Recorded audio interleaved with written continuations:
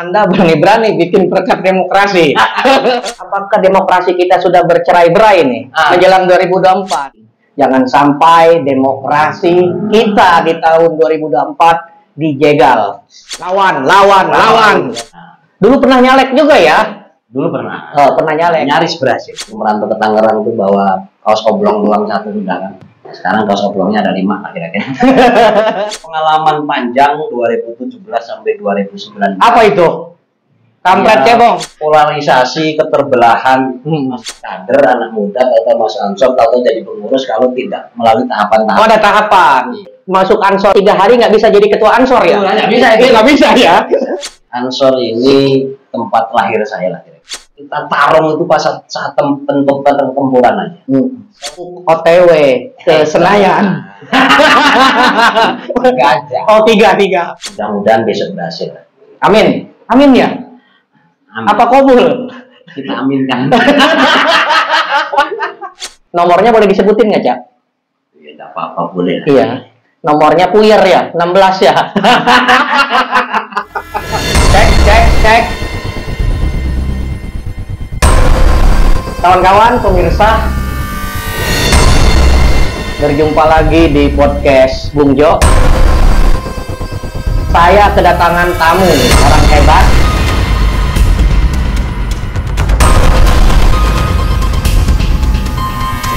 Salam Pancasila. Salam Pancasila. Berjumpa lagi di podcast Bung Jo. Salam Pancasila. Salam Pancasila. Saya kedatangan tamu, orang hebat, aktivis demokrasi. Khairul Huda yang biasa kami panggil Gus Huda. Kabar baik, Bang Jo. Ini Cak Huda atau Gus Huda, pendiri atau founder dari Perekat Demokrasi. Khairul Huda yang sangat populer di Kabupaten Tangerang karena beliau pernah memimpin GP Ansor Ya. di Kabupaten Tangerang. Terus sekarang juga jadi sekretaris GP Ansor Provinsi Banten yang saat ini mencoba untuk OTW ke Senayan. Saya lihat Perekat Demokrasi ini semakin hari semakin berkibar. Itu organisasi apa lagi itu, Cak? Ya, oke Bang Jo, terima kasih atas waktunya sudah diundang di podcast. Ini saya kira podcast yang keren. Perekat Demokrasi itu singkatannya adalah Perkumpulan Masyarakat untuk Demokrasi. Kita dirikan tahun 2009. Launching kita 2010 bareng teman-teman aktivis Tangerang lah. Ada sekitar 10 sampai 15 pendiri waktu itu. Dan kita banyak sekali kegiatan-kegiatan yang memang terfokus pada isu-isu demokrasi. Isu-isu demokrasi itu isu-isu yang sangat kompleks lah. Ada juga soal isu-isu pemberdayaan, isu keberagaman, dan juga isu-isu toleransi waktu itu yang kita menjadi fokus garapan Perekat Demokrasi. Dalam perjalanannya kita banyak sekali kemudian melaksanakan program-program kegiatan, baik dalam rangka melaksanakan program-program organisasi, memberikan pendidikan demokrasi kepada masyarakat, memberikan juga pelatihan-pelatihan berupa pemberdayaan teman aktivis Tangerang yang saya kira hari ini hampir banyak teman-teman yang pernah bersinggungan di program-program kita ini hari ini sudah menjadi aktivis di lingkaran dan rata-rata sudah di lingkaran minimal di tingkat kabupaten. Nama Perekat Demokrasi itu apa sih? Apakah demokrasi kita sudah bercerai-berai nih menjelang 2024 sehingga Anda berani-berani bikin Perekat Demokrasi?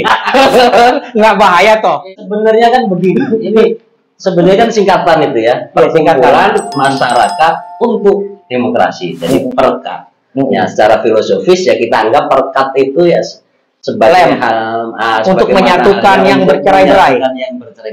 Nah, demokrasi itu kan memang salah satu targetnya adalah itu, bagaimana keberagaman yang ada ini, pluralisme dan lain sebagainya, meskipun berbeda-beda tetap kita diikat dalam sebuah sistem kenegaraan yang disebut dengan sistem demokrasi. Itu Perekat Demokrasi itu akan melahirkan elit baru, jangan-jangan ini. Iya.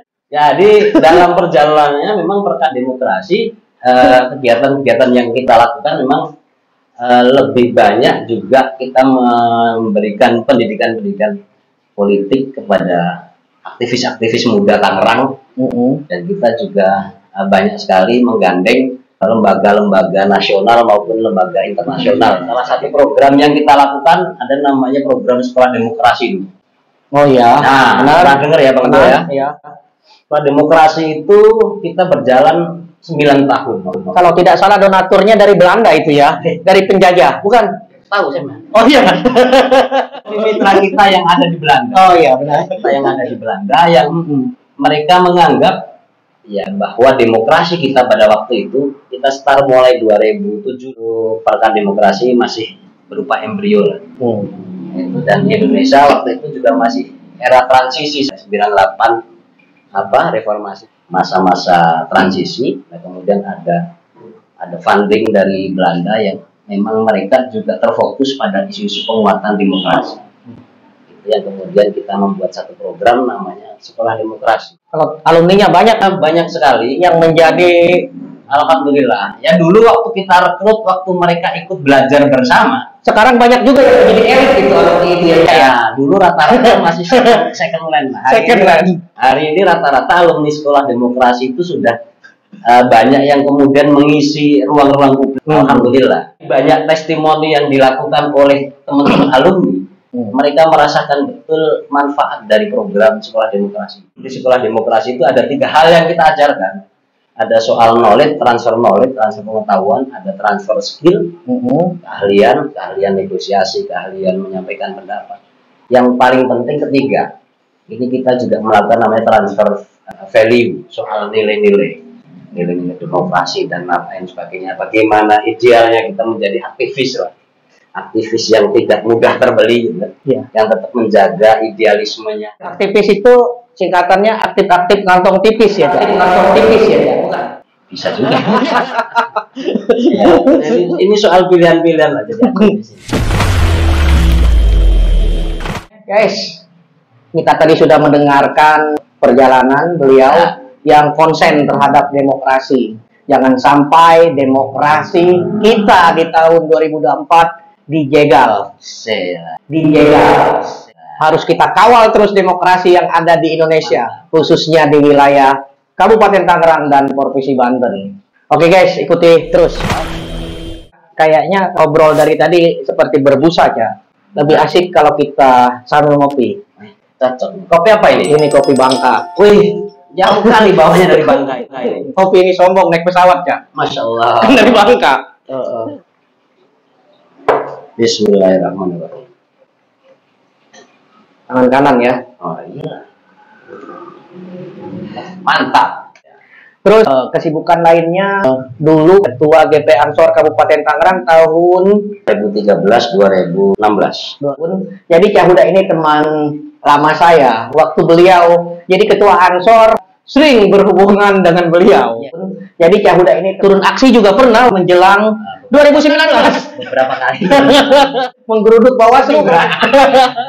Oke Cak, coba ceritakan aktivitas ketika di Ansor. Ansor ini tempat lahir saya lah kira-kira. Tempat pengabdian saya di situ. Sehingga saya nggak bisa kemudian lari dari Ansor. Sampai hari ini saya masih dipercaya oleh sahabat-sahabat menjadi sekretaris Ansor Banten. Sampai selesai.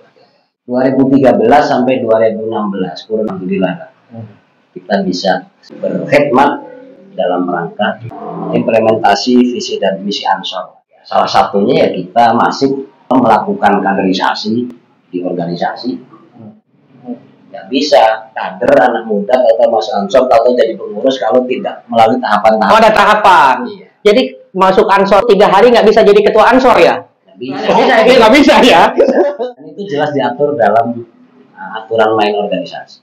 Yang kedua yang kita lakukan waktu itu memang kalau saya memaknai sebagai aktivis ya, sebagian sahabat-sahabat, sebagian aktivis kan memaknai aktivis itu ya harus kontra dengan stakeholder, dengan pemerintah daerah. Lawan. Kan? Waktu itu ya kita di Ansor memaknai bahwa menjadi aktivis itu ya penting juga kita menemani pemerintah daerah. Bermitra strategis, bermitra setara. Kita betul-betul mitranya dengan pemerintah daerah betul-betul setara, Pak. Tidak dalam posisi patron klien. kita coba tawarkan beberapa gagasan, beberapa ide-ide segar ke pemerintah daerah. Itu direspon dan diambil menjadi program, endingnya justru malah menjadi salah satu program unggulan Bupati Tangerang. Iya. Ada namanya program sanitasi pesantren berbasis pondok pesantren. Iya. Nah, itu salah satu success story. Impact dari program itu ada sekian ratus atau mungkin seribuan pesantren hari ini bisa terbangun sanitasinya yang memang layak. Ada duit ratusan miliar yang dikucurkan dari pemerintah daerah langsung ke pesantren-pesantren yang dulu nyaris tidak pernah ada. Yang dulu paling adanya bansos 5 juta, 10 juta gitu lah. Sampai hari ini pun saya bilang ke teman-teman bahwa salah satu success story cerita Ansor sukses bermitra dengan pemerintah adalah ini. Ada program sanitren yang hari ini nggak bisa diklaim oleh siapapun bahwa sanitren itu adalah gagasan genuine dari kader-kader Ansor pada waktu itu. Kita dulu dengan Dispora itu bikin namanya sekolah kebangsaan. Ya, untuk generasi muda itu semacam copy paste atau minimize dari sekolah demokrasi yang dulu pernah saya lakukan. Jadi saya memaknai bahwa ya tadi jadi aktivis, jadi anak muda tidak harus selalu seperti yang digaungkan aktivis-aktivis kebanyakan lawan. Kalau semua melawan, siapa yang menemani? Itu butuh ada teman juga, guru mitra-mitra strategis. Melawan dan memberi solusi. Kadang-kadang lawannya doang itu nggak ngasih. Kadang-kadang lawannya doang nggak ngasih. Lebih baik kita bermitra, kita coba munculkan gagasan-gagasan segar. Dan ini yang sampai hari ini saya coba bangun di antara sahabat-sahabat untuk terus bersinergi, membangun kemitraan yang memang kemitraan itu setara. Duduk sama rendah, berdiri ketinggian. Ini sama tinggi. Kira-kira begitu. Cak Huda sekretaris GP Ansor di 8 kota se-Provinsi Banten. Juga instruktur di nasional. Jadi suka keliling tidak hanya di Banten saja. Keliling jelajah Nusantara gratis. Hikmah beransor. Hikmat beransor. Jadi beransor itu enak. Barokah. Pesan kepada generasi pemuda Ansor yang baru dilantik. Kemarin habis ada pelantikan pengurus Ansor se-Kabupaten Tangerang. Dari tingkat kabupaten sampai kecamatan. Pesan-pesannya agar generasi Ansor semakin cinta terhadap GP Ansor. Hikmat di Ansor itu tidak lama. SK tingkat kecamatan itu hanya 2 tahun. 2 tahun. Nah, saya bilang ke sahabat-sahabat ya 2 tahun itu gunakan waktu semaksimal mungkin. Jangan sampai SK habis 2 tahun itu nggak terasa itu habis ternyata kalian belum kerja apa-apa. Yang kita pesankan kan bahwa kader-kader Ansor ini terus berupaya membangun sinergitas dengan stakeholder khususnya pemerintah daerah. Kalau di kabupaten ya berarti Forkompinda, kalau di kecamatan ya Forkompinda, terutama itu, dan juga dengan masyarakat. Sehingga peran-peran Ansor itu, kehadiran Ansor itu betul-betul dirasakan oleh masyarakat maupun juga oleh stakeholder yang ada. Saya sering saya sampaikan kepada sahabat-sahabat, kehadiran Ansor itu mesti harus menjadi problem solving bagi persoalan-persoalan yang dihadapi masyarakat. Bukan kebalikannya. Begitu ada Ansor, pasti ada masalah. Nggak boleh begitu. Iya. Jadi mesti stigma yang harus kita bangun, di mana setiap ada persoalan yang ada di masyarakat, begitu Ansor hadir, masalah kira-kira bisa terbantu. Yang terakhir, karena ini tahun politik, kita juga pastikan kepada sahabat-sahabat Ansor, kita minta untuk menjaga kondusivitas. Nggak boleh Ansor ini kemudian menjadi pemicu kegaduhan dan lain sebagainya. Kita juga pastikan kepada kader-kader untuk menjaga netralitas organisasi terhadap pilihan-pilihan kontestasi politik yang ada. Berarti kader Ansor itu bebas. Secara organisasi Ansor netral, secara kelembagaan. Tapi bahwa secara personal, secara individu-individu mereka juga punya hak, mangga tidak narik-narik kelembagaan organisasi untuk kepentingan politik praktis. Jadi clear pemirsa, Ansor itu tidak berafiliasi dengan partai tertentu, bukan gitu? Jadi bebas untuk memilih siapapun. Ada satu hal yang kita pesankan. Apa tuh? Ada namanya bahwa Ansor mengedepankan politik kebangsaan. Tapi juga kita kalau arahan ketua Ansor Banten, tapi Ansor juga punya namanya politik solidaritas. Bagaimana sahabat-sahabat Ansor juga punya korsa secara personal, manakala ada kader-kader terbaik dari Ansor yang kemudian ikut berkontestasi. Kira-kira begitu. Iya. Ini politik solidaritas. Politik solidaritas. Kalau saudara hajatan ya minimal datang lah. Betul. Diundang datang. Ya nggak diundang tuh namanya saudara hajat datang aja. Janganlah nggak diundang ya, mungkin lupa undangnya. Cak, ngopi lagi, Cak. Kopi Bangka memang dasar. Nah, pokoknya kawan-kawan Setangerang aktivis mesti harus mampir di warung biasa. Nah, tadi kita sudah dengarkan banyak sekali gerakan sosial yang Gus Huda lakukan. Ada gerakan lain. Saya dengar juga Cak Huda ini ada ke arah gerakan politik juga. Iya. Guys, ini Gus Huda ini mencalonkan diri sebagai senator di DPD RI Perwakilan Banten. Nomornya boleh disebutin nggak, Cak? Ya, nggak apa-apa, boleh. Iya. Nomornya puyer ya, 16 ya. Ya. Pokoknya kalau kepala pusing-pusing itu gimana nih? Berani-beraninya ini. Apakah sudah puas di gerakan sosial sehingga sekarang ke gerakan politik mencalonkan diri menjadi Dewan Perwakilan Daerah DPD RI? Gerakan-gerakan sosial ini kan memang habit kita lah. Tetap kita jalan juga. Artinya di Perkat Demokrasi juga kita tetap melakukan edukasi ke aktivis, ke masyarakat. Di Ansor apalagi, ini kan organisasi yang berbasis ideologi, dan saya merasa lahir dan besar di situ, Pak. Semua hari ini yang saya dapat, saya meyakini karena kebarokahan Ansor. Saya dulu merantau ke Tangerang itu bawa kaos oblong doang satu. Sekarang kaos oblongnya ada 5 kira-kira. Dan artinya bahwa itu gerakan-gerakan sosial itu tetap jalan. Kemudian juga saya tertarik ke gerakan politik ya karena emang saya anggap ini momennya, momen 5 tahunan. Kenapa kemudian saya pilih Dewan Perwakilan Daerah? Dulu pernah nyalek juga ya? Dulu pernah. Pernah nyalek, tapi partainya saya rahasiakan, guys. Pernah nyalek dan nyaris berhasil. Nyaris berhasil. Ya mudah-mudahan besok berhasil. Amin. Amin ya. Amin. Apa kabul? Kita aminkan.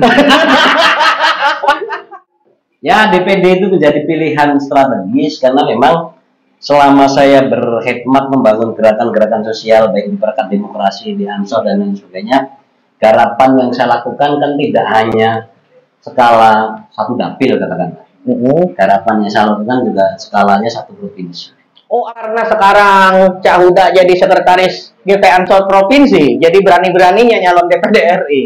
Ya, salah satunya itu. Oh, salah satunya itu. Karena kemudian ketika kita berkeliling ke Banten, kita juga semakin tahu betapa banyak persoalan-persoalan yang ada di Banten. Ditambah tadi, kita juga punya modal sosial yang sudah kita lakukan seprovinsi Banten. Sudah setar ini? Sudah, alhamdulillah, sudah DCT, nomornya tadi berapa? Puyer. Harapannya tentu, ya mudah-mudahan apa yang saya lakukan ini nanti bisa dimudahkan, dilancarkan, dan tentunya saya betul-betul bisa memberikan manfaat bagi masyarakat di Provinsi Banten. Ada 3 hal sebenarnya yang menjadi fokus target lah. Saya kan hampir tiap weekend tuh keliling ngadain kaderisasi di Ansor, di Banser. Saya banyak berdiskusi soal persoalan-persoalan yang ada di masyarakat yang sebenarnya ini mungkin bisa diintervensi oleh DPD, meskipun juga tidak bisa mengintervensi semua. Ya, salah satunya ini kan soal tingginya pengangguran. Ini kan persoalan fundamental buat kita. Satu sisi kita juga punya basis-basis industri. Nah, ini yang sebenarnya menjadi konsen kita agar bagaimana kemudian kehadiran industri itu betul-betul memberikan manfaat buat masyarakat. Itu yang pertama. Yang kedua, masih soal industri. Nah, saya hari ini tinggal di daerah kawasan industri yang padat sekali penduduk. Tinggal di kawasan padat industri itu dampak lingkungannya luar biasa. Itu namanya kali hitam, kemudian aroma yang karuan, kemudian orang bakar sampah industri. Saya sukanya. Saya ingin mendorong bagaimana kemudian industri yang ada di Banten, di Tangerang terutama, ini industri yang betul-betul berwawasan lingkungan. Kehadiran mereka setahun, 2 tahun, 20 tahun, 50 tahun itu, ketika mereka purna, tidak meninggalkan persoalan-persoalan lingkungan yang ada. Jangan sampai pabriknya tutup, tinggal masalahnya yang ada, lingkungan hidup. Nah, ini tentu bisa kita dorong bagaimana kebijakan-kebijakannya untuk agar para pemilik modal itu juga betul-betul memperhatikan persoalan-persoalan lingkungan. Yang ketiga, itu soal ketahanan pangan. Baru 3, nanti 16. 3 aja. Oh, 3. Jadi soal ketahanan pangan, soal kemandirian pangan, soal kedaulatan pangan, ini kan menjadi isu strategis di tengah situasi global yang lagi tidak menentu. Ada perang Rusia-Ukraina, ada perang Israel-Palestina. Satu sisi juga sampai hari ini Banten juga belum punya dari sektor ketahanan pangan punya. Sementara potensi pertanian kita, terutama di wilayah selatan sana luar biasa. Jadi ada 3 hal, guys. Tadi tentang pengangguran, yang nganggur di Provinsi Banten. Tingkat pengangguran itu lulus sarjana lagi paling tinggi. Bahaya orang pinter nganggur Iya. Kedua tentang ramah lingkungan, industri yang memang berwawasan lingkungan. Dan ketiga adalah tentang ketahanan pangan yang akan digagas, disuarakan oleh Gus Huda nanti di Senayan. Insya Allah. Bagaimana Bang Jo aja ini?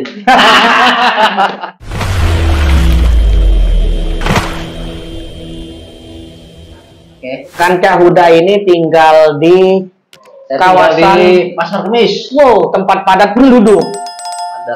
Padat industri. Padat industri. Nah, apakah Cah Huda menilai pemerintah daerah Kabupaten Tangerang ini sudah berpihak pada kaum buruh? Kabupaten Tangerang kota 1000 industri, apa masih ya sekarang? Apa udah 1 juta? Ya lebih. Nama itu kan melekat ya. Iya. Ya, Pasar Kemis itu DPT-nya tertinggi se-kabupaten. DPT tertinggi? Iya, hampir 200.000, Pak. Padat sekali, dan memang itu daerah industri. Yang memang menurut saya ya, secara kelola industri yang dilakukan oleh pemerintah daerah, saya kurang tahu apakah regulasinya sudah lengkap atau belum. Tapi ya menurutku sih kurang tertata dan kurang terkontrol dengan baik. Salah satu contohnya misalnya ada sungai hitam sekali. Oh ya, sungai hitam. Efek limbah pabrik. Mungkin ya. Apa memang sudah hitam? Ya, terus dari mana gitu kan? Ya, mungkin dari perusahaan-perusahaan. Ini yang kita nggak tahu. Kemudian juga pengawasan soal limbah-limbah industri ini sejauh mana dilakukan oleh pemerintah daerah. Karena banyak dari perusahaan-perusahaan yang ada, setahu saya, itu limbah-limbah itu atau sampah-sampah itu kan dikerjasamakan dengan bos-bos limbah yang ada. Kemudian sampahnya kadang-kadang ya nggak tahu dibuang kemana ya. Kadang-kadang ya tadi, apakah itu dibakar di pekarangan tempat orang-orang itu, apakah juga kemudian itu dipilah dan kemudian limbahnya diangkut ke TPA. Saya kurang paham. Yang ingin saya masuk adalah juga soal persoalan buruh. Ya. Saya itu lama jadi buruh, Bang Jo. Oh, pernah jadi buruh? Lama kali kita. Di pabrik? Di pabrik, tukang sol sepatu. Saya lama di pabrik dan hari ini saya bilang alhamdulillah pabriknya tutup. Dulu, innalillah Pak, pabrik tutup. Sesuatu hal yang pada waktu itu dianggap musibah, ternyata hari ini saya anggap menjadi barokah. Berkah, Pak. Berkahnya kan pengangguran otomatis, tenaga kerja berkurang. Dulu perusahaan saya tidak tutup, mungkin hari ini saya tidak kenal Bang Jo juga. Iya kan? Sibuk aja tuh di perusahaan. Pabrik tutup, pilot, ada ribuan tenaga kerja, ada mungkin puluhan ribu orang yang menggantungkan hidupnya dari perusahaan itu. Nah, kita tidak melihat kehadiran negara di situ. Ketika PHK, pabrik tutup dan lain sebagainya. Kalau misalnya dulu zaman SBY atau zaman Jokowi misalnya ada BLT masyarakat miskin, buruh ketika sumber penghidupannya, sumber pendapatannya kemudian tutup, ini kan juga musibah. Kan dibayar pesangon, Kak. Kalau dibayar, itu nggak dibayar. Ada serikat buruh. Ada serikat buruh. Biasanya memperjuangkan PHK itu. Iya, itu hal lain, Mas. Yang kita pertanyakan adalah kehadiran negara di situ di mana? Hadir dong ketika buruh mendapatkan musibah itu. Minimal kasih BLT kayak sampai si pekerja-pekerja itu mendapatkan pekerjaan kembali. Ini kan dilepas. Mereka bekerja, dipungut pajak, dipungut retribusi, begitu pabriknya bangkrut, ya kan dilepas. Berarti itu yang akan didorong nanti di senator. Bagaimana pemerintah daerah berpihak terhadap korban PHK. Kalau memungkinkan ya. Musibah dari buruh. Kalau musibah petani itu kan kalau terjadi puso, terjadi banjir. Ya kan? Biasanya ada itu, Cak. Iya, negara, pemerintah berbondong-bondong memberikan bantuan. Kalau pabrik tutup, pilot, PHK, tidak dapat pesanan, negara kemana? Nggak pernah ada. Nah, kenapa nggak pernah ada? Mungkin karena tidak ada regulasi yang mengatur. Mungkin ya. Karena pemerintah daerah ketika mau melangkah kan pasti basisnya adalah payung hukum. Nah, kita akan coba dorong jika memungkinkan lagi adalah kita buat dulu payung hukumnya. Tuh satu persoalan. Nanti keenakan yang punya pabriknya. Ini mah di cover sama negara. Nanti artinya bahwa hak buruh terhadap perusahaan kan itu haknya juga sudah diatur undang-undang. Juga tidak bisa lepas tangan karena diikat oleh undang-undang. Ini adalah tugas kita menghadirkan negara ketika rakyatnya, buruhnya membutuhkan pertolongan dan perhatian. Nggak pernah hadir. Pemerintah hadir di mana juga? Nggak ada. Ada hadir gunting pita. Gunting pita paling juga rekomendasi UMK saja. Yang ditetapkan ya gubernur, Pak. Iya, Dewan Pengupahan. Iya. Maka saya kira bukan tidak cukup. Duit kita 6,5 triliun 2024. Ini kalau dicadangkan untuk membantu teman-teman yang mayoritas penduduk Tangerang ini adalah industri, penting juga membuat regulasi-regulasi yang melindungi teman-teman buruh. Sehingga kalau kesejahteraan seperti ini bisa terpenuhi, tuntutan UMK ini tidak akan menjadi tuntutan yang rutin setiap tahun. 40 hari sebelum tahun baru harus disahkan. UMK tahun berikutnya. Hari ini teman-teman juga memaknai kesejahteraan itu hanya dari alat ukurnya kenaikan gaji. Padahal kalau kita mau kaji lebih dalam, alat ukur kesejahteraan ini kan banyak. Sekarang kenaikannya juga tidak signifikan karena ada Omnibus Law. Justru itu yang harus kita dorong hari ini adalah apa yang kemudian negara bisa hadir di situ. Apa yang kemudian pemerintah daerah bisa hadir di situ? Kearifan-kearifan lokal apa yang kemudian bisa kita berikan terhadap teman-teman buruh?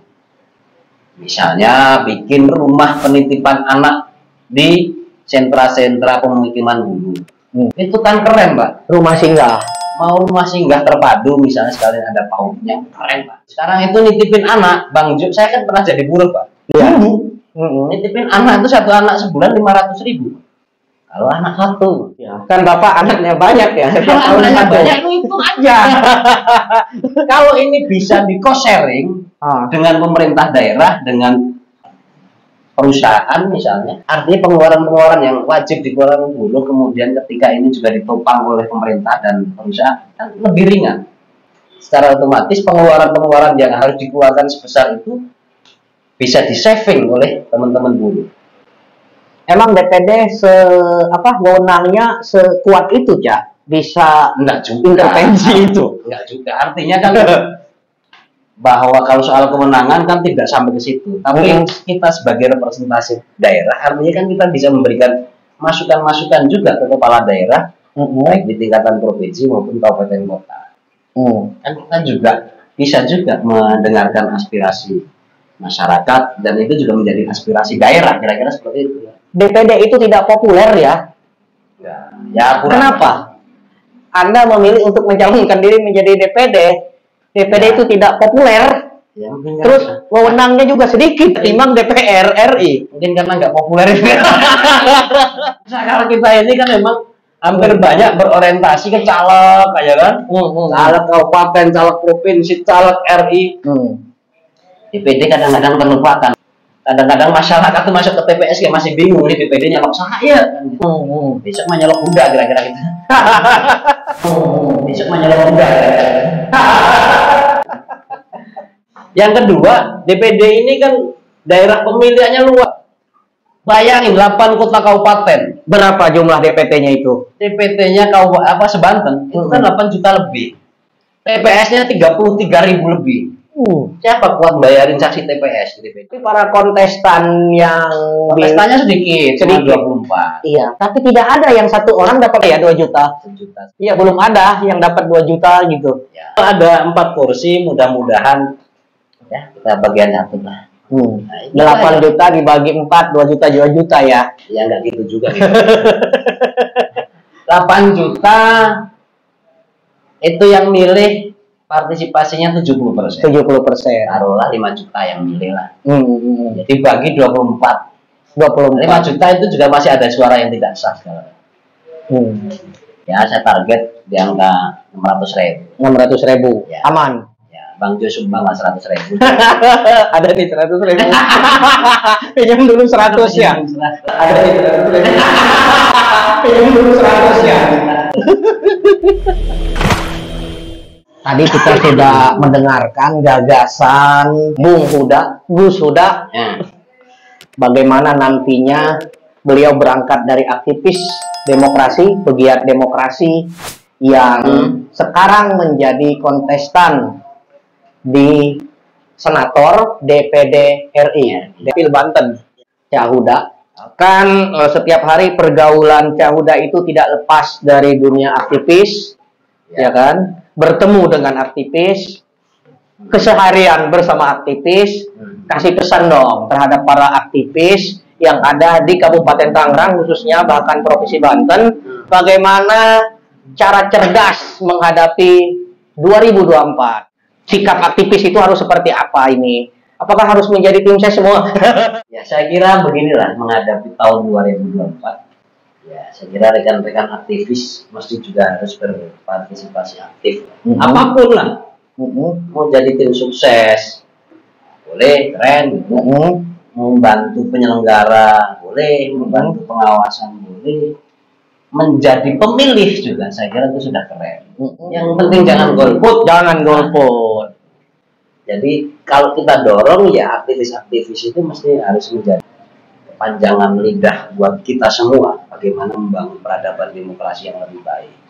Harus menjadi kalau bahasa aktivisnya agent of change, memberikan penyadaran kepada masyarakat yang lain untuk juga jangan apatis terhadap politik 2024. Sosial kontrolnya juga Cak mungkin terhadap pengawasan pemilu. Nah itu tadi yang termasuk partisipasi aktif tadi, ini tidak hanya datang dan memilih, tapi juga menjadi sosial kontrol, melihat hiruk pikuk tadi yang dilakukan oleh penyelenggara, oleh pengawas maupun oleh kontestan.